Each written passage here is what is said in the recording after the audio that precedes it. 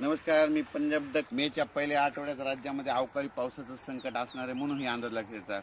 काय झालं की राज्यात सांगायचं झालं तर मेच्या पहिल्या आठवड्यात काय होणार आहे, गुजरात, इकडे मध्य प्रदेश, इकडे छत्तीसगड, इकडे कर्नाटक, तेलंगणा आणि इकडं आंध्र प्रदेश या भागामध्ये मेच्या पहिल्या आठवड्यात पाऊस पडणार आहे. त्याच्यामुळे आपल्या महाराष्ट्रामध्ये सीमालगत म्हणजे गुजरातच्या बाजूला उत्तर महाराष्ट्रात नंदुरबार, धुळे त्यामध्ये मेच्या पहिल्या आठवड्यात तिकडे तुरळक अवकाळी पावसाची शक्यता आहे. वारं पाऊस असणार म्हणून त्यांनी लक्षात घ्यायचं.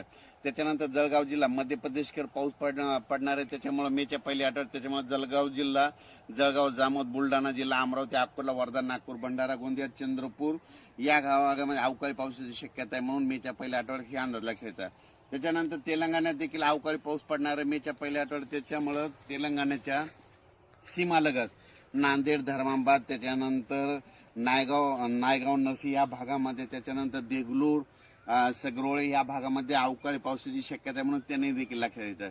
त्याच्यानंतर कर्नाटक भागामध्ये अवकाळी पाऊस असल्यामुळे त्याच्यामुळे सातारा, सांगली, सोलापूर, धाराशिव, त्याच्यानंतर लातूर जिल्हा, परभणी जिल्हा, बीड जिल्हा, हिंगोली जिल्हा या भागामध्ये अवकाळीचं संकट असणार आहे म्हणून हे लक्षात घ्यायचं.